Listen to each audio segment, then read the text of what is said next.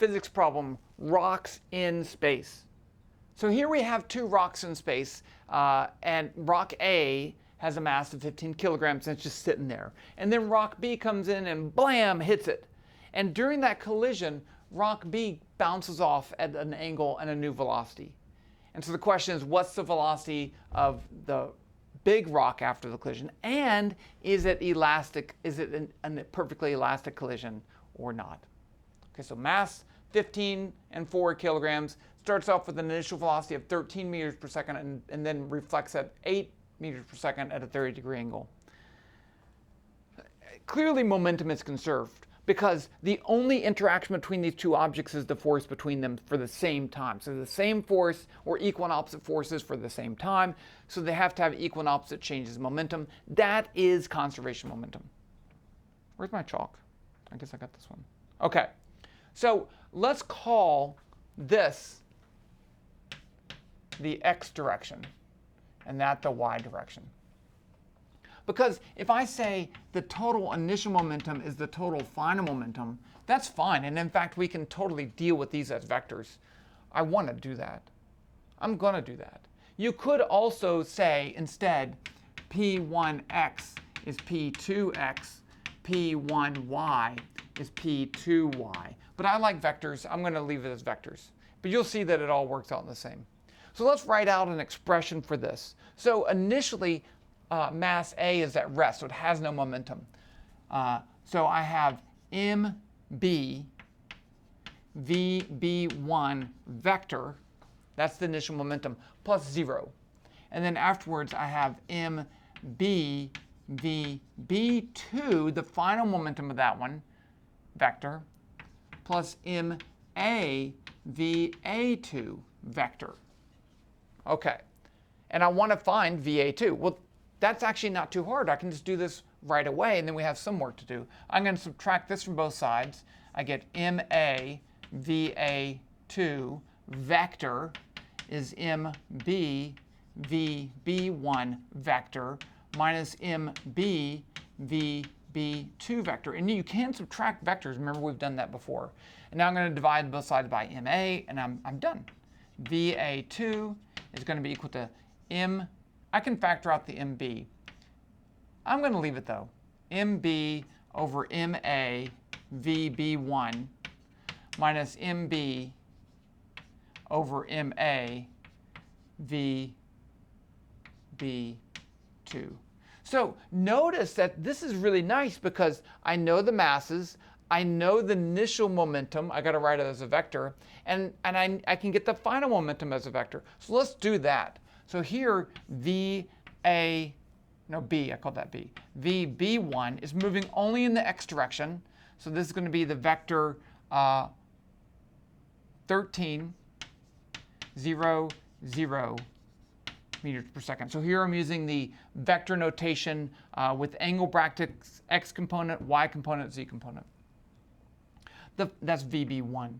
VB2,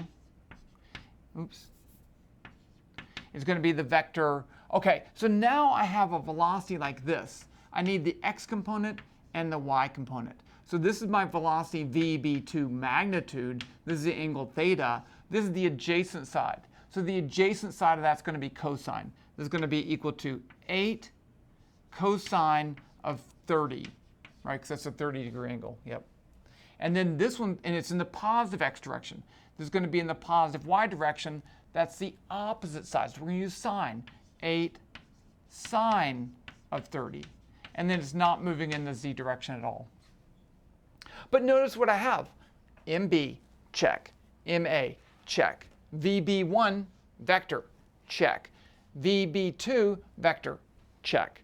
So I'm done. I'm going to go ahead and do all this. And I'm going to use the power of Python and its vector class to write all this stuff down. And then we can calculate VA2. And then we'll come back and look at the kinetic energy. So switching to Python, this is web vPython. That's a previous problem. I'm going to just delete this because I don't really want to save it. Let's go ahead and write down our constants. So I have MA is 15. MB is equal to 4. VB1 is going to be the vector of 13 meters per second, 0, 0. I'm going to print that. I just wanted to show you what it looks like. Print VB1. It is indeed a vector. Vector. So the X, just like I wrote it, which is a really nice way to handle things in Python. Let's say theta is equal to 30 times pi over 180. I want it in radians because Python wants you to do things in radians. So let's find VB2. VB2 is going to be equal to vector 8 times cosine theta, 8 times sine of theta, just like we said on the board, 0. And let's print it just to make sure things are looking fine. Print VB2. Okay, seems fine, right? Okay, now I can calculate using my equation. I just enter in my equation for this VA2. Let's calculate that. VA2 is going to be equal to MB times VB1, which is a vector, and that's fine, divided by MA minus MB times VB2 divided by MA. And that's it.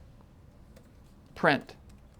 Let's print. VA2 equals VA2 meters per second. So there is my final velocity of my rock. Look over here. Notice it's in the x direction it's positive, and the y direction is negative. So that says that when this rock hits this other one, if that rock goes up, this one has to go down in order to conserve momentum. And it seems to make sense. Okay, but now we need to check, is kinetic energy conserved? Okay, so there's a couple ways we can do this. Let's just do this the most straightforward way. K1 is 1/2 mb v b1 squared. If I have this as a vector, I need to take the magnitude of that before I square it. You can't square a vector.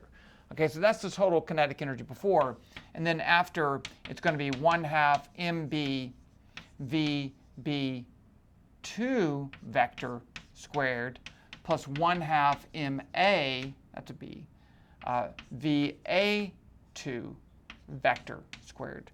So we can do that in Python too. Let's just do it in Python and see if the kinetic energy before and after is the same. So down here I'm going, oh, I didn't switch. Good. Okay, so down here I'm going to calculate K1. K1 is going to be 0.5 times mb times the magnitude of vb1 squared. So magnitude is a built-in function in Python. You give it a vector and it returns the magnitude of it. So that's really nice. And then let's print. K1 equals K1 joules.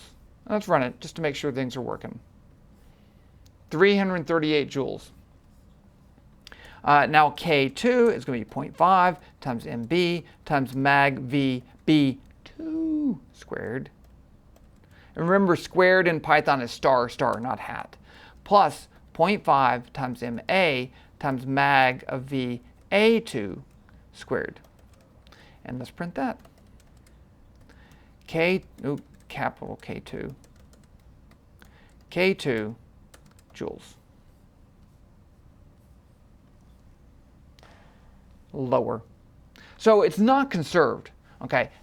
Does the kinetic energy have to be lower after the collision? And in fact, no, that's not the case, because it's possible that there could be some energy in the collision and it could collide and have more kinetic energy afterwards. But the point is, it's not a perfectly elastic collision. That's the point. And that's the problem. The end. You could do that on a calculator if you want. I just like Python.